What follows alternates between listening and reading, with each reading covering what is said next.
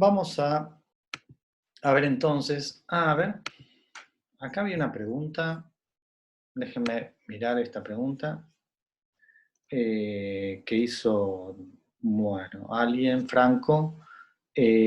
Bueno, uno podría pensar que el método de Euler modificado es un método de Runge-Kutta, pero Runge-Kutta de orden 2 es el método que vamos a presentar ahora, donde uno usa las pendientes, la evaluación de la F, en dos puntos distintos al mismo tiempo. Digamos, ahora lo vemos. Digamos, sí, perfectamente uno podría pensar que este es un método Runge-Kutta en la forma general que tienen los métodos Runge-Kutta, el método de Euler modificado caería. Pero no es el que normalmente se conoce. Hay algunos que son método Runge-Kutta es una familia, donde uno puede elegir un montón de coeficientes y va obteniendo distintos métodos de tipo Runge-Kutta. Bueno, el método modificado podría caer dentro de esos, cae dentro de esos métodos, pero lo que normalmente hay algunos que son estándar, el método Runge-Kutta 2, de orden 2, es el que vamos a presentar ahora. ¿Saben? Que además tiene una explicación muy intuitiva, o más intuitiva que el método de Euler modificado. Bueno, entonces vamos a hacer pantalla completa.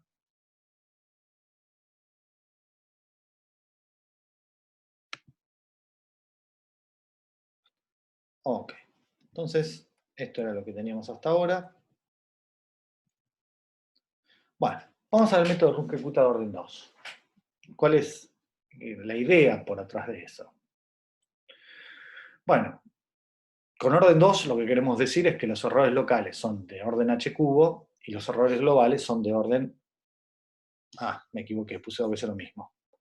Acá debería ser el error es de orden h al cuadrado, ¿está bien? El error global. Eso está mal. Muy bien. Como igual que antes, no queremos usar derivadas de la f, no usa derivadas de la f, y la idea es la siguiente. Uno dice, si desarrollo x en t0 y voy hasta t1, es decir, avanzo un paso de tamaño h, entonces x de t1 va a ser por Taylor, x en 0, la derivada en t0 por h, la derivada segunda en t0 por h al cuadrado sobre 2 más 1 de h cubo. Esto fue lo que hicimos si cortábamos acá teníamos el método de Euler. Para esto, para esta derivada segunda, con el método de Taylor, lo que dijimos es, bueno, derivo esto con función de t y veo cómo me queda en términos de f y sus derivadas. Bueno, ahora no queremos hacer eso. Lo que digo es, voy a tener una forma alternativa de calcular la derivada segunda. ¿Sí? Y la idea es la siguiente.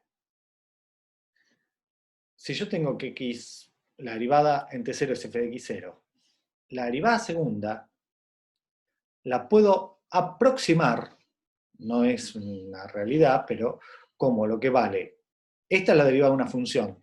La aproximo por el cociente incremental. Lo que digo es, ¿cuánto vale la derivada en t1? Menos lo que vale la derivada en t0 dividido h. ¿Está bien? Entonces, a la derivada le estoy haciendo la diferencia en dos puntos de distancia h, dividido la distancia entre esos tiempos, h, y eso va a ser una aproximación de la derivada. Por supuesto que no va a ser exactamente la derivada, pero va a ser la derivada más algo que tiende a cero cuando h tiende a cero. Qué sé yo, acá me quedaría, no sé, la derivada segunda en un tiempo intermedio por h. ¿Está bien? Con lo cual, uno lo que puede decir es, la derivada segunda la puedo aproximar más o menos bien, no muy bien, pero más o menos bien, con este cociente incremental. Ahora, x punto en t0 y en t1 son conocidos. Yo puedo decir, esto es f en t1, x de t1, menos f en t0, x0 sobre h. Mentira que esto es conocido. ¿Por qué? Porque f en t1, x de t1, implica conocer la solución en tiempo t1, la solución exacta en tiempo t1, y eso no lo conozco.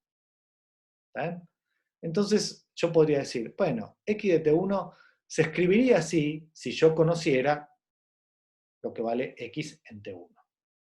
¿Está bien? Entonces, se podía aproximar así, con un cierto error, porque no puse la derivada segunda, sino que puse el cociente incremental de las derivadas. ¿Sí? Entonces, con un cierto error se puede pensar así. Lo cual no es ninguna fórmula que sirva, porque x de t1 es desconocido, justamente lo que quiero calcular, y lo tengo de un lado y del otro de la ecuación. Entonces, aunque tirara este O de h cubo, digo, bueno, me quedo con un término que responda al verdadero valor con un cierto error de orden h cubo, que por otro lado es lo que yo planteo que va a ser el error. Sin embargo, estoy macaneando, porque acá x de t1 no es conocido. Entonces, aunque tirara esto, que lo voy a tirar, yo me quedo con esto, con esta formulita, y digo, bueno, esto podría ser la aproximación. Fíjense que de esta fórmula esta lo único que hice fue, acá tengo más h evaluado en f en t0x0, y acá tengo menos h sobre 2 f evaluado en t0x0. Entonces, agrupé este término multiplicado por h sobre 2 con este término y me quedó h sobre 2 por f en t0x0. Y h sobre 2 por f en t1 x de t1 es el que tengo acá. ¿Está bien? ¿Merece alguna discusión esto o se entiende cómo pasé de acá a acá? O alguna cosa de las que hicimos acá.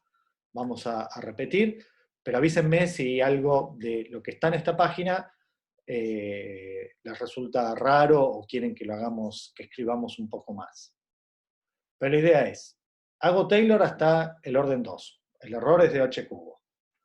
Este lo conozco por la ecuación diferencial. Este no lo conozco y lo aproximo por su cociente incremental. ¿Sí? Bueno, ¿por qué me quedó? Acá puedo decir que esto es de orden h cubo. Fíjense, eso por ahí no lo dije. H al cuadrado multiplica la derivada segunda. Entonces, si yo a esta igualdad, a esta de acá, la multiplico por h al cuadrado sobre 2, acá me queda esto por h al cuadrado sobre 2, me queda h sobre 2, que es lo que tenemos acá. Y algo que es un O de h, es decir, esto es más chico que una constante por h. Lo multiplico por h al cuadrado, quiere decir que es una cantidad positiva, porque h es positivo, encima está al cuadrado. Entonces esto me queda, al multiplicar la derivada segunda por h al cuadrado, que es lo que estoy haciendo acá, me queda una constante por h al cubo. Por eso es que acá me queda un O de h cubo. Por un lado porque lo tenía acá, pero por otro lado porque en esta aproximación el error que estoy cometiendo al reemplazar por esto también es un O de h cubo. Repito, mi oferta. ¿Quieren que escribamos estas cuentas con más precisión o se entiende lo que estamos haciendo acá?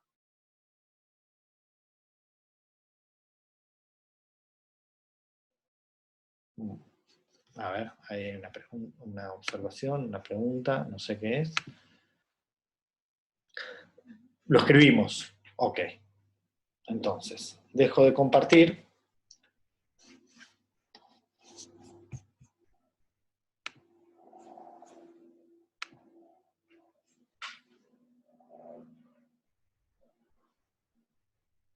No sé por qué. No dejé de compartir.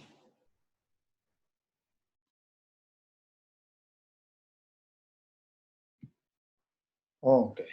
A ver si.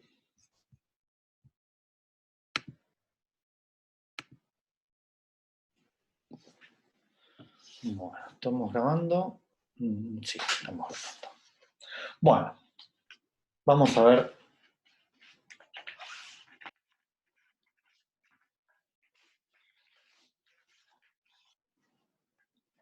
¿Qué es lo que dijimos? Lo que dijimos es x en t1, recordemos, t1 es t0 más h. ¿Sí? Esto va a ser x en t0 más la derivada en t0 por h más un medio de la derivada segunda en t0 por h sobre 2. Y acá me queda el resto, y el resto voy a decir, bueno, es alguna cosa que depende de la derivada tercera evaluada en un punto intermedio, dividido 6 por h al cubo, ¿sí? Recordemos que era esto. Esto era, la teoría de Taylor lo que me decía es, esto es la derivada tercera, 3 puntitos para la derivada tercera, evaluado un punto intermedio, que lo llamo tau, por h al cubo. Bueno, nada. Una constante por h al cubo. No es constante porque depende de h, ¿no? Pero lo que digo es, fijado la ecuación diferencial y el h con el que voy a resolver, listo, va a haber alguna constante por h al cubo. Lo que digo es, si cambio el paso, esto se va a achicar más o menos como h al cubo. Bueno, esto es conocido. X punto en T0 es f en T0 x0. Entonces, esto está listo. Pero esto es desconocido. Cuando hicimos el método de Taylor, lo que agarramos es, y a la ecuación diferencial la derivamos con respecto a t de los dos lados, porque es una igualdad que vale para todo tiempo, y de ahí despejamos la derivada segunda. Pero eso implicó tener derivadas de la f, y eso lo estamos tratando de evitar. Entonces lo que digo es, bueno, yo voy a decir, la derivada en t0 sería ¿qué cosa? Y el límite cuando t tiende a t0 de la derivada primera en t menos la derivada primera en t0 dividido t menos t0. Eso sería la realidad. Bueno, yo la voy a aproximar por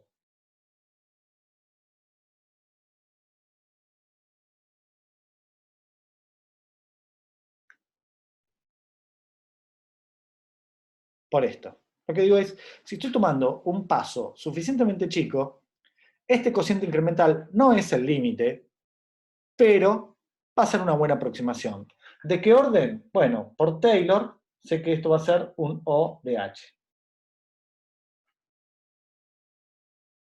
¿Sí? Si ustedes hacen la cuenta, dicen, bueno, o es, si quieren, es la fórmula de, estoy aproximando una función que no es lineal por su polinomio interpolador lineal. ¿Está bien? Entonces, bueno, la diferencia es un no de h. No importa, tiene muchas formas de uno llegar a eso. Bueno, entonces ahora lo que digo es, esto es la derivada en tiempo t1, que es t0 más h, por ser solución de la ecuación diferencial, esto es t1, x de t1. Bueno, y x punto en t0 es f en t0 x0, porque x de t0 sí lo conozco. Entonces esta resta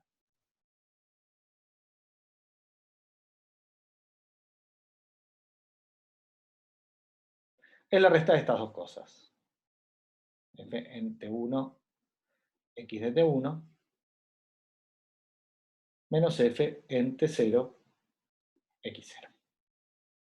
Entonces lo que digo es, juntando esto, la derivada segunda, que es mi objetivo para después armar un polinomio de Taylor que aproxime mejor, va a ser este cociente incremental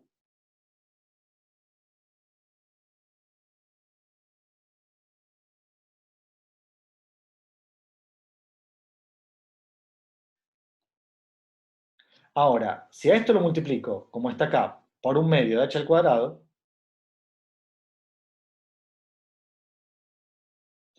perdón, esto es, acá me queda un O de h, dijimos. ¿Sí? Bueno, cuando multiplique por h al cuadrado, acá me va a quedar un medio de la diferencia de los f en t1 x de t1 menos f en t0 x0. Todo esto va a estar multiplicado, dividido por h y multiplicado por h al cuadrado. Es decir, que me queda un h multiplicando, porque tenía un h dividiendo y multipliqué por h al cuadrado, y por un medio. Más, y acá lo que digo es, lo voy a escribir así, aunque es una payasada, es una pavada completa, digo, este un medio, no importa, este un medio, porque lo que digo es, hay una constante, bueno, ahora la constante es sobre 2, no importa. Ahora, si algo, yo digo, esto es lo mismo que decir que es una constante por h. Y si lo multiplico por h al cuadrado, ¿qué me queda? Una constante por h al cubo. Es decir, el resumen de toda esta historia es que el término que no conozco se puede aproximar como un medio de la diferencia de los f's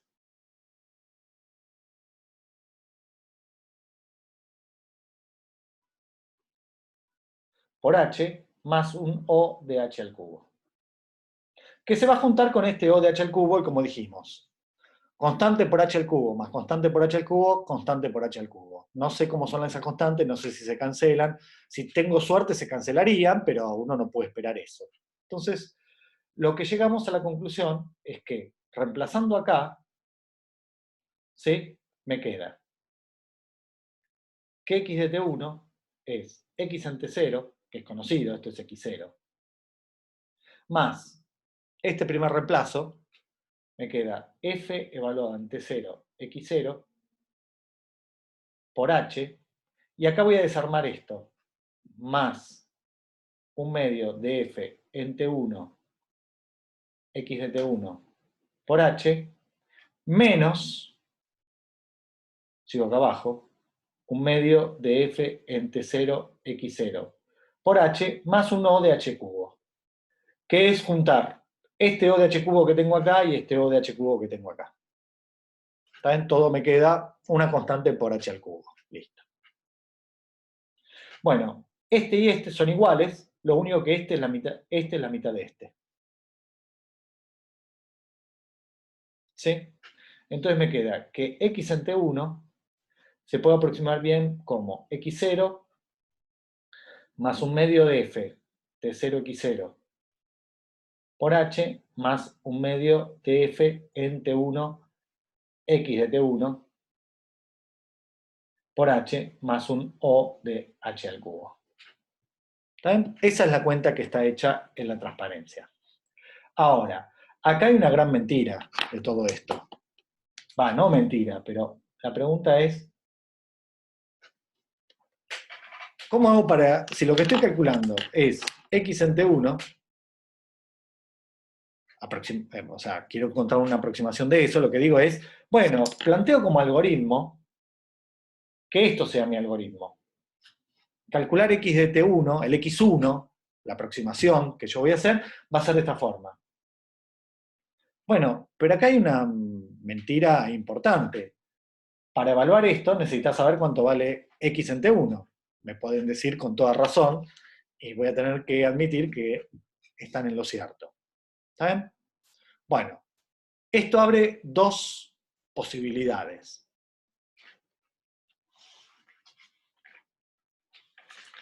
La primera es decir, ok, yo digo, este es el x1, mi algoritmo sería x1 igual a x0 más un medio de f en t0 x0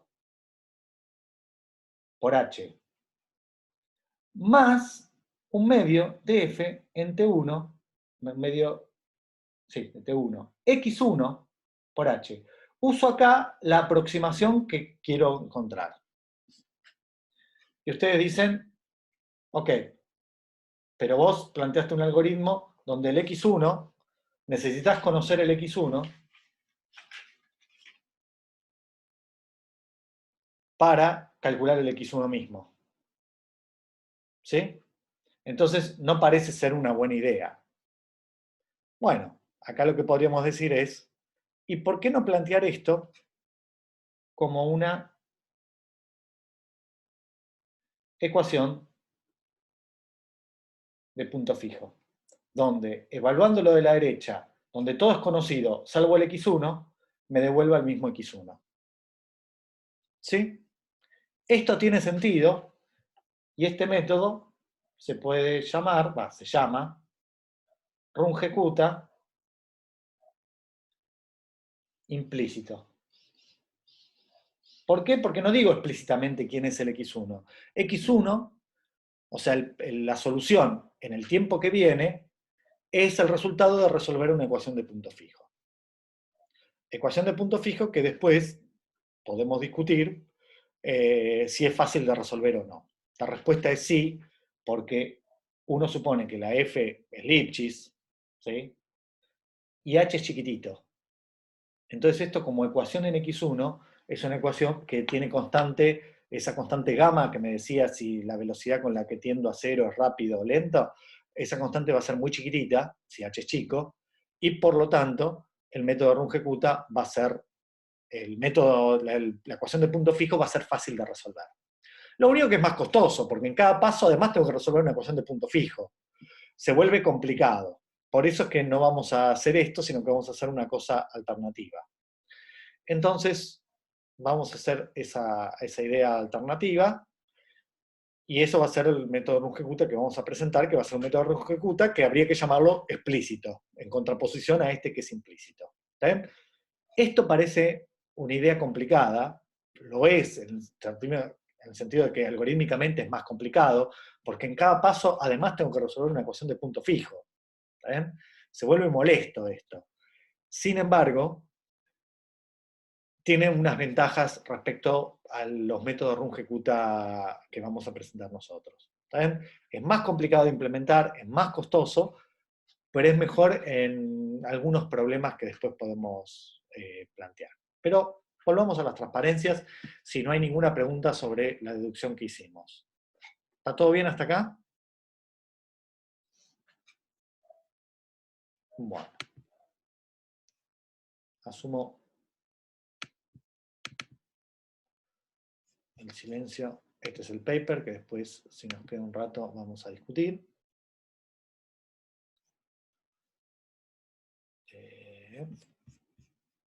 Yo me quería...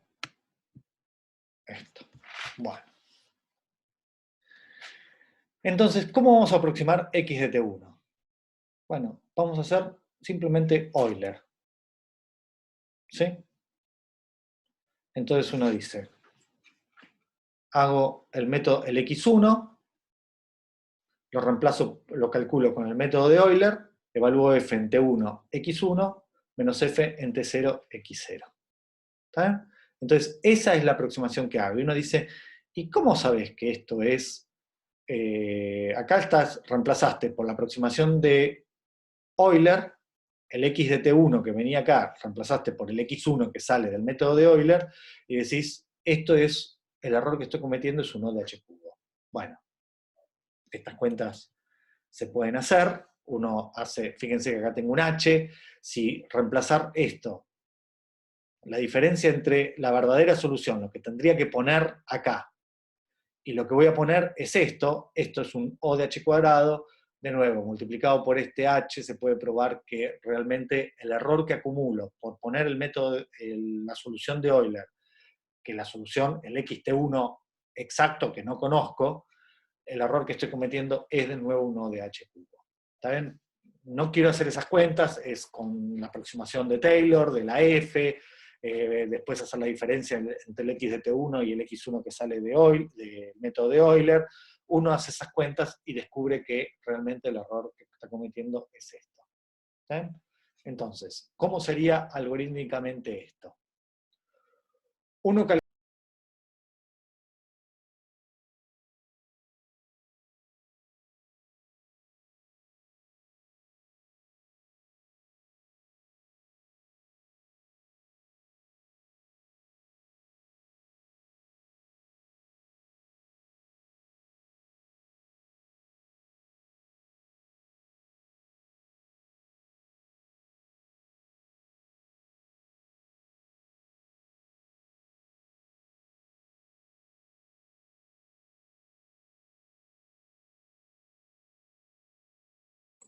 Profe, estás muteado. Bueno, ahí está. Bueno, vamos de nuevo entonces. Todas las observaciones venían con eso. No se escucha, creo. Ok. Bueno, entonces, volvamos entonces al método. Esta es la ecuación que estoy proponiendo. Entonces, esto es mi algoritmo. Esto es pasar del paso 0 al paso 1. Con esto, por supuesto, tirando este término. Entonces, ¿cómo lo voy a plantear? Evalúo primero esto, que es la f en el tiempo y estado anterior. Lo llamo M1 a eso. Ahora, con ese valor, calculo este nuevo valor. Avanzo en el tiempo. Tk-1, el T1, es este Tk-1, H. Calculo xk provisoriamente, este no va a ser el valor. Si hiciera esto, lo que estoy haciendo es Euler. ¿Sí?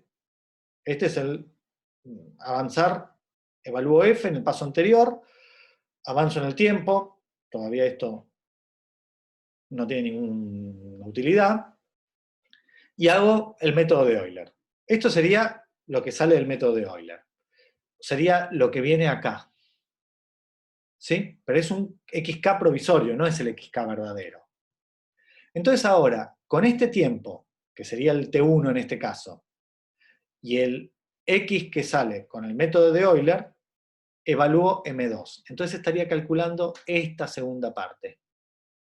¿Sí? Esta f en el punto T1, x1, pero el x1 no el que voy a dar yo como respuesta al método Runge-Kutta, sino el que sería provisorio con el método de Euler. Y con esto calculo la f de este lado. Y a eso lo llamo M2. Y ahora simplemente, fíjense que lo que estoy haciendo es, a M2 le estoy sumando M1 y a eso multiplicado por H sobre 2.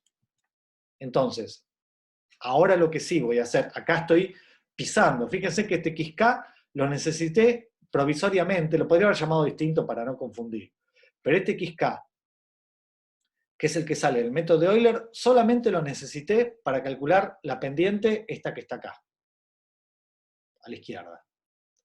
Y ahora, habiendo calculado M1 y M2, hago xk menos 1, el anterior, más h por la suma de las pendientes dividido 2, que es esta cuenta de acá. H por f en T1, x1, que es el x1 que sale de Euler, más f en T0, x0, todo eso multiplicado por h y dividido 2. ¿Está bien? Entonces, esto sería el paso del algoritmo. Me dan un tk-1 y un xk-1, en el ciclo hago todas estas cuentas y devuelvo el tk y el xk. ¿Está bien? Entonces, esto sería lo que va en el ciclo de la iteración del método de Runge-Kutta. ¿Está bien? Bueno. Ahora, esto me va a dar un método que tiene error local de orden h cubo, ¿sí? Y por lo tanto los errores van a ser, los errores globales, en locales de h cubo, los globales van a ser de orden h cuadrado. ¿Está bien? Entonces, esto es un método que se parece al Euler modificado, ¿está bien? Pero que no es el Euler modificado. Fíjense que lo que estamos haciendo es calcular las pendientes en dos puntos, uno en el extremo izquierdo del intervalo T0-T1, otro en el intervalo el extremo derecho, y esas pendientes las estoy promediando. Déjenme mostrarles en un dibujito cómo serían. A ver, la pregunta. Sí, déjenme mirarlo en un dibujo.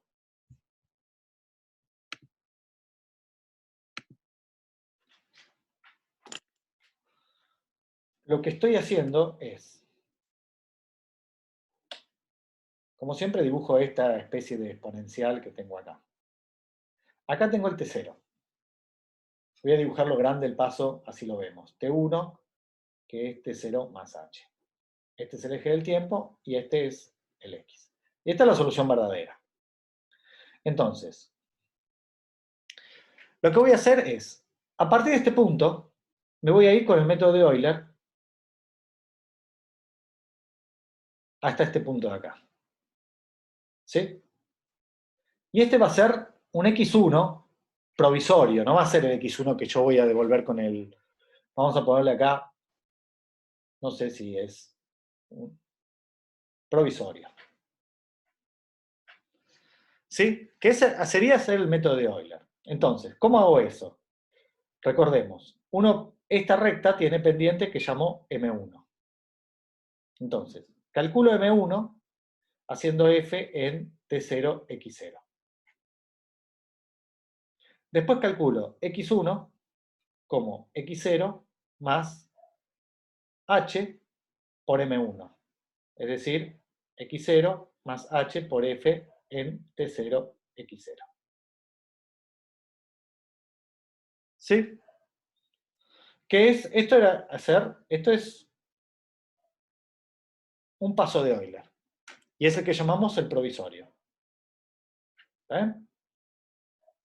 Bueno, ahora, con este valor, calculo una pendiente, o sea, por acá evalúo f en este T1, X1, que obviamente no es este. No es el exacto. Entonces acá me va a dar otra pendiente. Supongamos que me da una pendiente M2. ¿Y cómo calculo ese M2? Evaluando simplemente f en T1, X1 provisorio. Déjame ponerle un rulito para indicar que es el provisorio. ¿Sí? Entonces calculo la pendiente acá. Bueno, entonces, ¿qué me dice ahora el método de Runge-Kutta de orden 2? A partir de X0, perdón, a partir de X1, para calcular X1, estoy confundido, avanza un paso H, pero con una pendiente que es el promedio de estas dos pendientes, M1 más M2 sobre 2.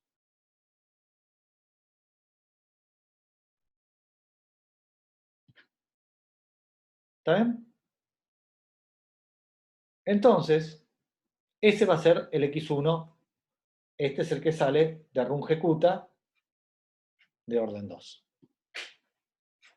Entonces, lo que digo es, en el ciclo, uno hace esto. A uno le dan T0 y X0, esta es la entrada, y la salida es el T1, que, bueno, no lo calculé, T1 es fácil porque es siempre T0 más H. T1 y X1. ¿Está bien? Entonces, empezamos con estos valores y salgo con esto. Es el promedio de las pendientes. Uno dice, ¿y por qué el promedio de las pendientes me da mejor que M1 o que M2? Bueno, no tengo ninguna intuición para eso, simplemente que uno hace las cuentas y le da. ¿Está bien? Uno hace Taylor y todas estas aproximaciones y sabe que este X1 es mejor que este. Esto es, tiene una aproximación que es una constante por h al cuadrado, y la diferencia entre este y el verdadero valor, ¿sí? Cuando uno calcule con esa pendiente promedio, le va a dar, qué sé yo, una cosa así. Este es el M1 más M2 sobre 2, y este va a ser el X1 verdadero, y la diferencia con este va a ser muchísimo más chiquita que la diferencia con el que sale de Euler. ¿Está bien? Sale porque salen las cuentas. Yo no sé si acá en este dibujo ilustra bien lo que estoy haciendo, pero de alguna manera uno podría creárselo esto. ¿Está? Con este dibujo inclusive hecho así a mano alzada. Entonces, este es el ciclo. Bueno, en el algoritmo, como lo presenté, nada, vicios que tiene uno, no sé por qué no le puse un X1 distinto, lo llamé igual a este X1 que este de acá. Lo cual en la programación no implicaría ningún problema, porque fíjense que yo calculé este X1 provisorio, calculé acá cuánto vale la pendiente en ese punto, en este punto de acá, y no necesité el X1 tilde, no lo necesité de nuevo. Con lo cual, podría pisarlo, es decir, este es X1 y ahora el X1 nuevo es este de acá. Y pisarlo en la programación sin tener ningún problema. ¿También? No es que lo necesite después en otro momento y esto que calculé ahora va a tener un valor distinto y voy a hacer más las cuentas. ¿También? No lo necesité más. Una vez que calculé con el método de Euler cuánto vale X1 tilde y lo usé para calcular la pendiente 2, lo puedo pisar porque eso no lo necesito más para dar la respuesta de cuánto vale el X1. ¿Está bien? Entonces, por eso es que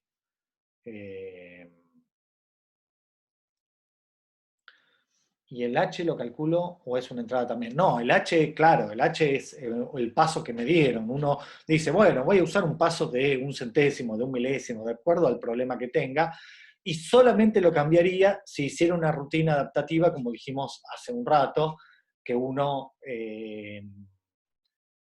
cambia el paso porque el error local de truncamiento le está dando muy grande, muy chico, porque lo está estimando con algún método como los que vimos antes. Pero en principio el H es fijo y es un dato que le viene con el problema. ¿Eh? Ok, entonces volvamos a las transparencias.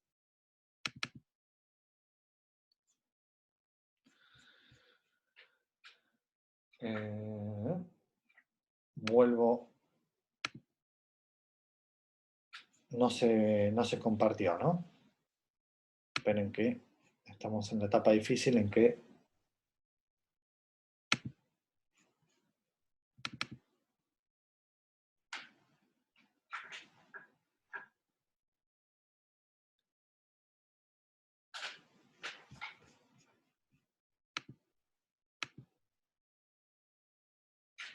Ahí apareció, ¿no? Sí, sí. Gracias. Ok. Entonces,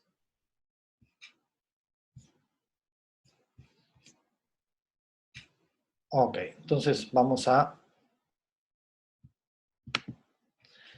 Este es el algoritmo, digamos, lo hice para el paso, en vez del paso 0 al paso 1, lo hice del paso K-1 al paso K, pero es la misma historia. Y esto lo que dije es, en vez de llamarlo X tilde K, lo llamé XK, y después acá lo piso, pero en realidad el que me importa es este. Bueno, esto que hice con 2 evaluaciones de la función, ¿sí? Y obtuve un método de orden h cuadrado, con mucho más trabajo, uno puede ver que se pueden conseguir métodos de Runge-Kutta del orden que uno quiera. ¿Está? Entonces voy a presentar uno que es un estándar, que lo van a ver en montones de artículos donde tienen que resolver ecuaciones diferenciales, lo que dicen, bueno, aplicamos un método de Runge-Kutta de orden 4, es un estándar. Digamos, cuando uno no sabe qué hacer, usa Runge-Kutta de orden 4 y le va a andar bien. Y salvo que, o sea, puede ser que sea muy costoso y pueda ser algo más sencillo, puede ser que no sea suficiente y tiene que hacer un método de orden un poco más, de orden un poco más alto, pero generalmente esto es apuntarle, digamos, al centro del arco, ¿no? Patear fuerte al centro, digamos. Después uno verá qué hace, si puede hacer algo mejor. Entonces, ¿cómo se hace esto? Uno tiene que calcular en 4 puntos la pendiente. Entonces, lo que se haría con Euler, calcular en el tiempo anterior y en el estado anterior. Calcula un M1. Con ese M1 hace Euler, pero medio paso. Avanza la mitad del tiempo y calcula Euler, con esa pendiente calculada, medio paso. Y ahí evalúa la F y calcula una nueva pendiente. Bueno, con esta pendiente que calculó esta M2, va a hacer lo mismo. Empiezo en el tiempo anterior, en el tiempo tk-1, le sumo h sobre 2 y hago lo mismo que antes, pero en vez de hacerlo con la pendiente que salió de Euler del paso anterior, lo hago con esta M2. Y la evaluación de la F en ese paso lo llamo M3. Y con este M3 calculo lo que sería también Euler, pero avanzando un paso completo y avanzando en el X con la pendiente M3. ¿Sí? Bueno, hago estas cuentas y ahora digo, avanzo el tiempo, un paso h, que como dijimos es un dato que me dan, además de t0, x0, me dicen y avanza con paso h. Y el xk que doy como respuesta, avanzar un paso, va a ser el paso anterior más h sobre 6, m1 más 2m2 más 2m3 más m4. Este promedio pesado de las 4 pendientes que calculé antes. Si ustedes lo miran, esto se parece mucho a el método de trapecios, hecho en dos intervalos, desde T0 hasta T0 más un medio, más H sobre 2, y de T0H sobre 2 hasta T0 más H. No vamos a decir por qué, pero digamos, de alguna forma esto tiene que ver con trapecios, hecho en dos intervalos.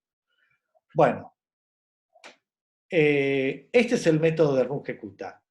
No me quiero meter en las cuentas de por qué esto funciona, porque tendríamos que hacer Taylor hasta de orden 5 para ver que esto es un método de orden, el error local de truncamiento es de orden OH5 y el error global es por lo tanto de H va a 0 como H a la cuarta.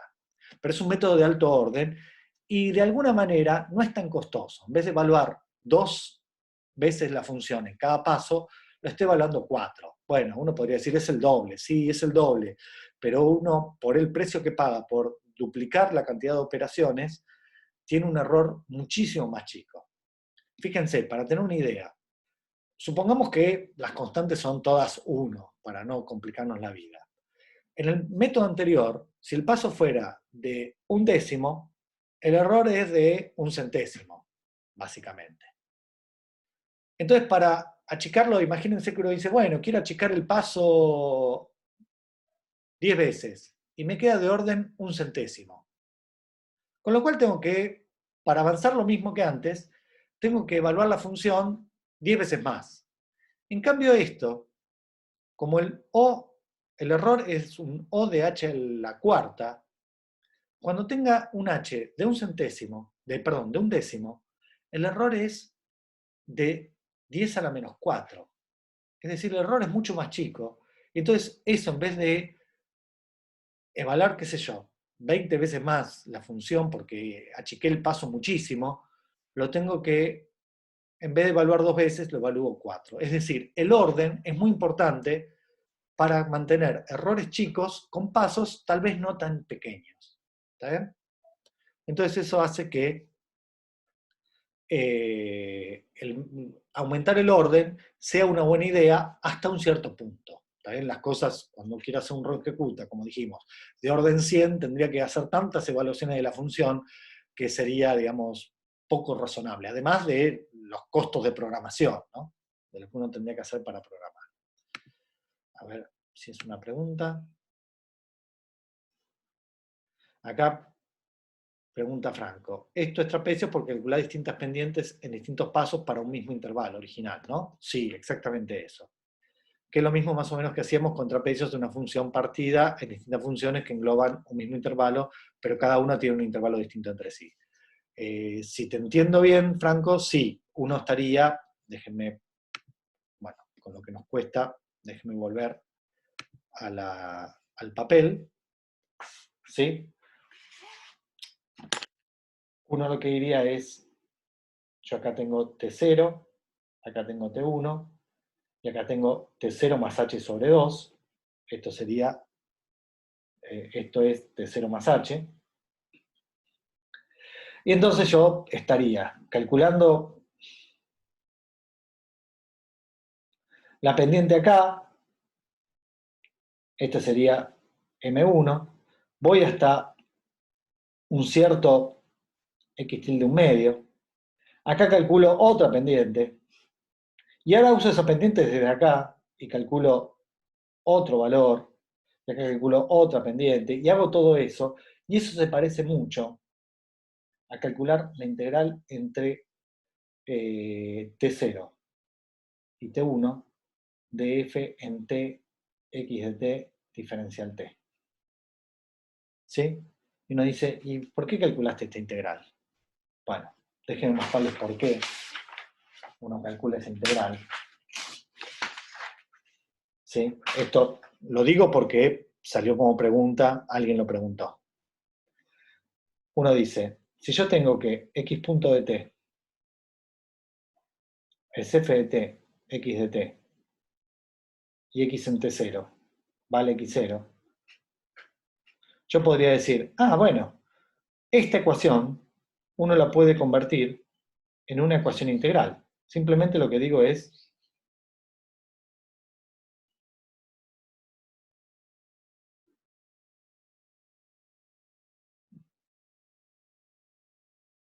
Esto es el teorema fundamental de cálculo.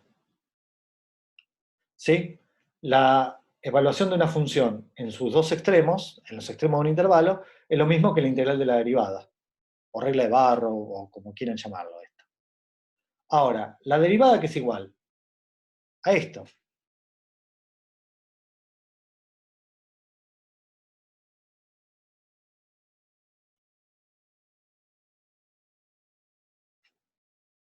Por otro lado, esto lo conozco.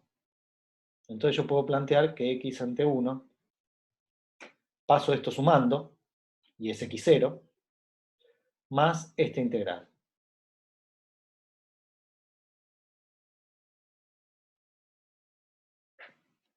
¿Está bien? Ok. Bueno, entonces lo que hice con todo ese método Runge-Kutta de orden 4 es hacer alguna estimación de cuánto vale esa integral. Y la hice por trapecios. Pero tengo un problema, porque yo la f la conozco, pero x de t no. Entonces, ¿cómo hago para saber cuánto vale x de t?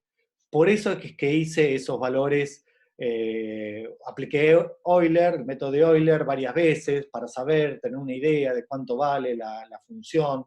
¿Está bien? Entonces esa cosa media iterativa que hice, calculé 2 veces en el mismo punto, después en el punto final, y toda esa historia que hice, fue para tener una idea de cuánto vale x de t y calcular esta integral aproximadamente por el método de trapecios. ¿Está bien? No quiero entrar en detalles, pero esto sería una posible justificación de por qué Runge-Kutta de orden 4 se escribe de esa manera. ¿Está? Bueno, chicos, pero ya estamos en la hora, así que después, por supuesto, la próxima clase podríamos volver sobre esto, pero lo que les quería... Runge-Kutta es simplemente, miren el algoritmo, el de orden 4 sobre todo, el de orden 2 lo justificamos un poco, pero el de orden 4 simplemente les di la fórmula, ese es uno de los Runge-Kutta de orden 4, porque hay toda una familia, es uno de los posibles y es no cómodo de calcular, ¿está bien? Bueno, la próxima clase lo que me gustaría hacer es, bueno, responder a las dudas que hayan aparecido con esto. O sea, creo que podemos dedicarle los miércoles a ver, digamos, a dedicarle unos minutos, por ahí no toda la clase como hicimos el miércoles pasado, a responder dudas, a volver sobre los temas, ya, digamos, como para, digamos, ir avanzando no tan rápido y, digamos, viendo las cosas con más detalle. Y me gustaría ver algunas aplicaciones que pueden tener interés. Por ejemplo, me gustaría mostrarles algo que aparece en este paper, ¿sí? Un paper que es un poco viejo, pero como les dije antes, este modelo es un modelo que es un modelo tridimensional, ¿sí? O sea que no es una ecuación sola, sino que es un sistema de ecuaciones. O sea, discutir un poco lo de sistemas y aprovechar este modelo que es un poco más complicado que el bidimensional que se suele usar, que es el de Fitzhugh-Nagumo, que es un modelo, digamos, todos tienen que ver con el comportamiento potenciales en neuronas, en la membrana, bueno, en el axón, digamos, todas esas cosas que ustedes deben saber mejor que yo. Pero hay modelos complicados donde consideran la concentración de calcio, de potasio, de sodio y la diferencia potencial en la membrana de la célula, y otros que simplifican mucho. Entonces, esta es una cosa intermedia que parece reproducir bastante bien lo que está pasando y sin la complejidad, digamos, este tridimensional, con lo cual se puede ver gráficamente qué es lo que está pasando. Entonces, me gustaría discutir este paper porque además tiene un montón de problemas matemáticos que ustedes, o sea, les quiero mostrar es que es un paper bastante matemático, pero que ustedes tienen las herramientas, hacen lo que vieron con Mate 1 del análisis de cómo son los puntos estacionarios, qué estabilidad tienen a partir de la traza, el determinante de la matriz linealizada, o sea, lo que vieron en Mate 1, más tiene alguna simulación numérica hecha con Runge-Kutta, y acá ven las soluciones, cómo son, digamos, con aproximaciones numéricas. Entonces me gustaría discutirlo porque es una cosa bastante avanzada dentro de lo matemático, pero ustedes ya tienen las herramientas como para discutirlo. No digo que sea fácil, no digo que lo lean y sea como un paseo por el campo, digamos, hay que hacer cuentas y se van a trabar, pero es una cosa que es accesible a, digamos, la matemática que ustedes manejan. ¿Está bien? Por eso quería mostrárselos. Bueno, paremos, así tienen unos minutos antes que empiece la clase práctica. No sé si tienen alguna pregunta, alguna duda, algo que quieren comentar. Hola, profe, ¿me escuchás? Sí, te escucho. Sí, me parece buena la idea de por ahí los miércoles consultar, hacer por lo menos media hora de consultas. Sí. Y quería pedirte si capaz por ahí podemos armar como si fuese un índice o algo, porque por lo menos lo que me pasa a mí es que como por ahí la práctica 2 se subió un poquito más tarde, entonces todavía estoy terminando algunos ejercicios de eso. Cuando arrancamos a ver teórica de la práctica 3, capaz que no me acuerdo exactamente todo. Y bueno, saben que no, por ahí no tuve tiempo de dedicarme a sentarme y releer lo que hicimos, pero estaría bueno porque como más ordenado, digamos, el tema de teoría, de saber a dónde ir cuando, no sé, me piden error o me piden Euler o qué sé yo, un poco más, como más pronunciadas las... Ok, un resumen, así como un machete para decir, bueno, ¿cómo encaro la práctica? ¿Con qué herramientas encaro la práctica?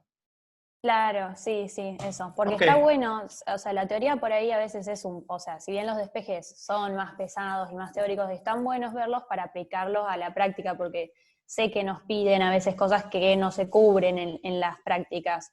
Y por eso está bueno la teórica. Pero ok. capaz es un poco difícil ir y venir y como encontrar las cosas. No sé si es personal o capaz que a la No, gente no, no, también le no, está sirve, bien, pero me digamos. parece una buena idea y lo podemos hacer en el horario de esa media hora, digamos, o ese tiempo que le vamos a dedicar a hacer consultas. Y yo lo haría al principio, ¿está bien? Que estamos todos más Dale, despejados, qué sé yo. buenísimo. Entonces, bueno, no voy a pisar la práctica, ¿sí? Pero sí voy a agarrar ejercicios típicos y voy a decir, bueno, ¿qué haríamos acá? ¿Cómo lo encararíamos esto? ¿Está bien? ¿Les parece? Claro, sí, sí, como recapitular un... Ok, buenísimo. Listo, chicos. Entonces, ¿algo más? Bueno, entonces, bueno, descansen un poco. Creo que cuarto empieza la práctica, así que, bueno, tienen un ratito para tomarse unos mates. Nos vemos entonces el miércoles. Chao.